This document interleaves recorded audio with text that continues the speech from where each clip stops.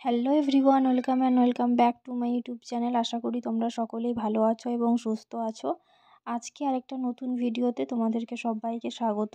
আজকে clay jewellery তৈরির 4th class, যেখানে আমি তোমাদের সাথে শেয়ার করব পলাশ ফুল তৈরির একটা টিউটোরিয়াল। সেই জন্য আমি এখানে ফার্স্টে ক্লেটাকে রেডি করে নিয়েছি। ক্লের জন্য আমি এখানে ফেভিক্রিলের মোল্ডেড ক্লে ইউজ করেছি, যেখানে রেজিন এবং হার্ডনার দুটি পার্ট থাকে, সেটাকে ইকুয়াল কোয়ান্টিটিতে মিক্স করে ক্লেটাকে রেডি করতে হয়। এরপরে আমি একটা রোলারের সাহায্যে এইভাবে রোল করে নিয়েছি।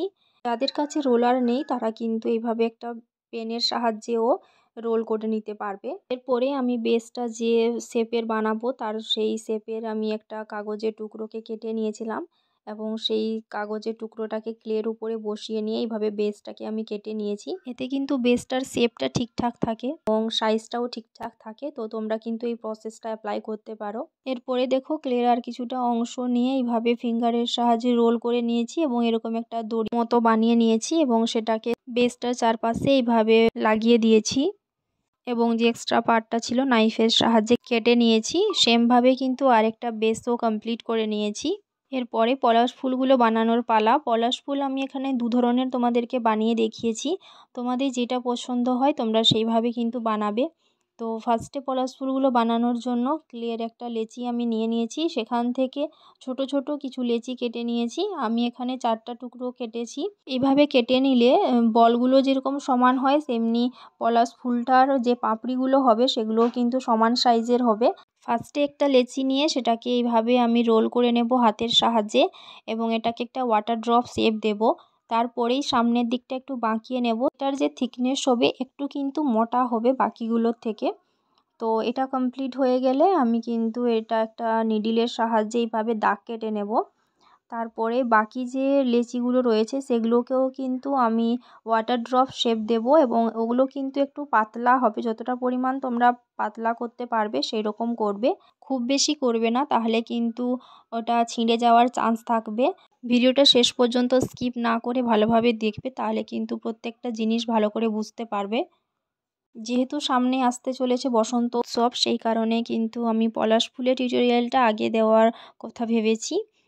এখানে তোমরা খুব ভালোভাবে লক্ষ্য করো কিভাবে আমি তার পাপড়িগুলোকে বানাচ্ছি এবং এই পাপড়িগুলো কিন্তু একটু লম্বা হবে, তাহলে কিন্তু দেখতে সুন্দর লাগবে। তোমরা এটা ফিঙ্গারের সাহায্যে করতে পারো, কিন্তু অবশ্যই ফিঙ্গারের সাহায্যে করতে গেলে ফিঙ্গারে আগে একটু ট্যালকাম পাউডার লাগিয়ে নেবে, না হলে কিন্তু ক্লেটা হাতে লেগে যাবে। তো এই সেম প্রসেসেই আমি বাকি লেচিগুলোকে ওইভাবে পাপড়ি বানিয়ে নেব এবং কিভাবে আমি একের পর একটা লাগাচ্ছি তোমরা কিন্তু সেই জিনিসটা খুবই ভালো করে লক্ষ্য করো।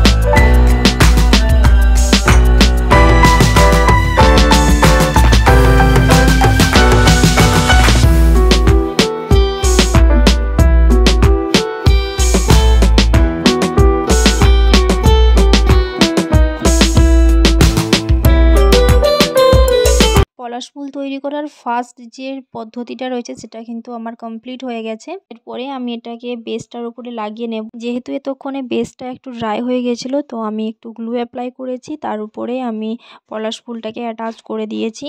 এরপরে চলো তোমাদের সাথে সেকেন্ড পদ্ধতিটাও শেয়ার করি। এক্ষেত্রেও কিন্তু সেম প্রসেসেই একটা লেচিকে ওয়াটার ড্রপ শেপ করে নিয়ে একটু সামনের দিকটা বাঁকিয়ে দিতে হবে, তারপর একটা নিডলের সাহায্যে এইভাবে দাগ করে নিতে হবে। এরপরে বাকি যে লেচিগুলো রয়েছে সেগুলোকেও কিন্তু ওয়াটার ড্রপ শেপ করে নিয়ে নিডলের সাহায্যে দাগ কেটে নিয়ে কমপ্লিট করে নেব। এক্ষেত্রে আমি একটু ছোট সাইজের করেছি, কারণ ফার্স্ট টাইপটা যেটা বানিয়েছিলাম সেটা একটু বড় হয়ে গেছিলো, যেটা এটা বেসটার উপরে ঠিকভাবে বসেনি।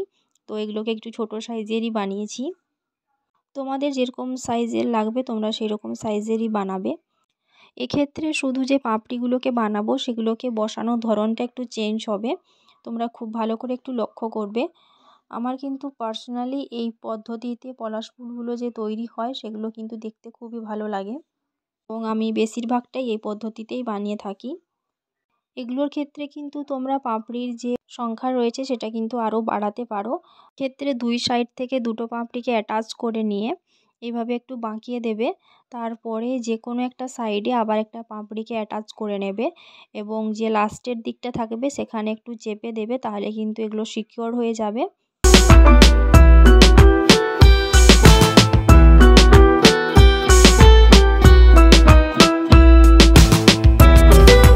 তো দেখো এই পলাশ ফুলটাও কিন্তু আমার কমপ্লিট হয়ে গেছে। এরপরে বেসটার উপরে একটু গ্লু অ্যাপ্লাই করে এটাকে বসিয়ে দেব। একটু রিয়েলিস্টিক লুক দেওয়ার জন্য পাপড়িগুলোকে একটু বাঁকিয়ে নেব।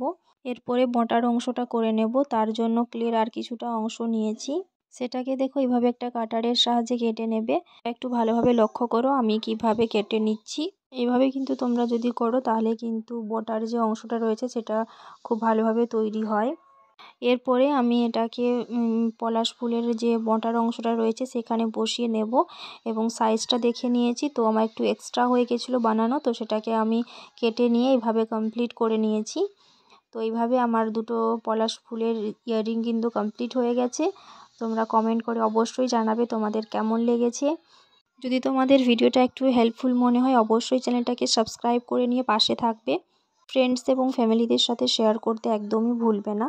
নেক্সট কোন টপিকের উপরে ভিডিও চাইছো অবশ্যই কমেন্ট করে আমাকে জানাতে ভুলবে না, এতে কিন্তু ভিডিও তৈরি করতে আমার অনেকটাই সুবিধে হয়। এরপরে আমি এগুলোকে কালার করে নিয়ে লুকটা কমপ্লিট করে নিয়েছি। অবশ্যই তোমরা ড্রাই হওয়ার পরে কালারটা অ্যাপ্লাই করা শুরু করবে।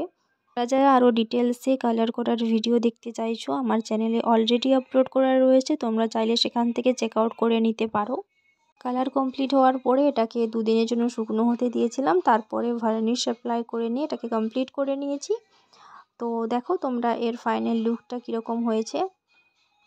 তো চলো দেখা হবে আবার নেক্সট ভিডিওতে।